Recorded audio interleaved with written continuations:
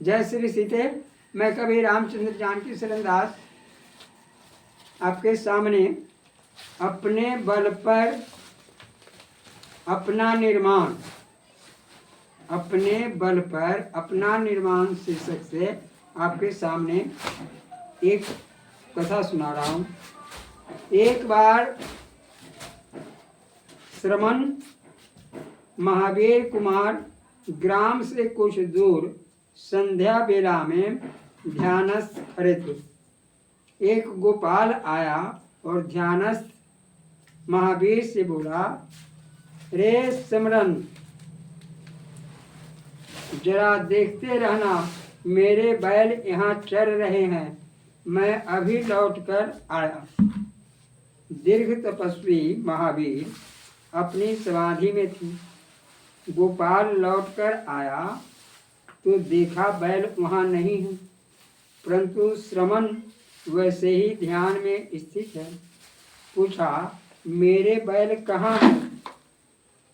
इधर उधर देखा भी बहुत, पर बैलों का कुछ भी अता पता नहीं लगा। वे अपने सहज स्वभाव से चलते फिरते कहीं दूर निकल गए थे। श्रमण महावीर का कुछ उत्तर न पाकर वह कोप में भरकर बोला, धूर्त, तू श्रमण नहीं, चोर है। इधर वह गोपाल रस्सी से श्रमण महावीर को मारने के लिए उद्यत होता है। उधर देवराज इंद्र स्वर्ग से आते हैं और कहीं यह अज्ञानी श्रमण महावीर को सताने न लगे। इंद्र ने ललकार कर गोपाल से कहा, सावधान, तू जिसे चोर समझता है वे राजा सिद्धार्थ के वर्चस्व राजकुमार वर्धमान है।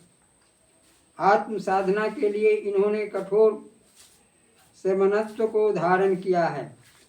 दीर्घ तप और कठोर साधना करने के कारण ये महावीर हैं। गोपाल अपने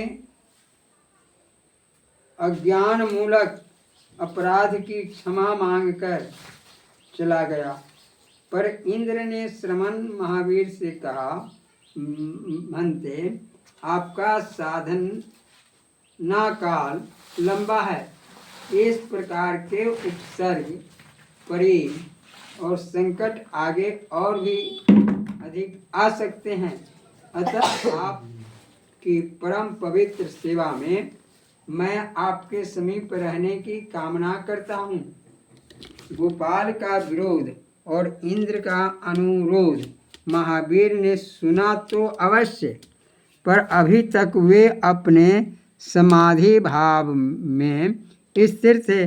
समाधि खोलकर बोले, इंद्र, आज तक के आत्म साधना के जीवन इतिहास में न कभी यह हुआ, न कभी यह होगा और न कभी यह हो सकता है कि मुक्ति या मोक्ष अथवा कैवल्य दूसरे के बल पर, दूसरे के श्रम पर, दूसरे की सहायता पर प्राप्त किया जा सके। आत्म साधक अपने बल, अपने श्रम और अपनी शक्ति पर ही जीवित रहा है और रहेगा। वह अपनी मस्त जिंदगी का बादशाह होता है, भिखारी नहीं। वह स्वयं अपना रक्षक है। वह किसी का संरक्षक होकर नहीं रह सकता। साधक का कैवल्य मोक्ष साधक के आत्म बलों से प्रस्तुत होता है। श्रमण भगवान महावीर के सम्मुख जीवन के दो चित्र थे, गोपाल और इंद्र। एक विरोधी, दूसरा विनत, एक त्रासक, दूसरा भक्त, परंतु भगवान दोनों को समत्व दृष्टि से देख रहे थे। न गोपाल के अकृत्य के प्रति घृणा और न इंद्र की भक्ति के प्रति राग।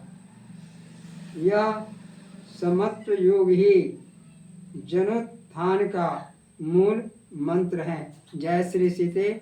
यह कथा प्रसंग आपको अच्छा लगे तो कृपया इसे नेट पर बोलकर देखने का प्रयास करेंगे।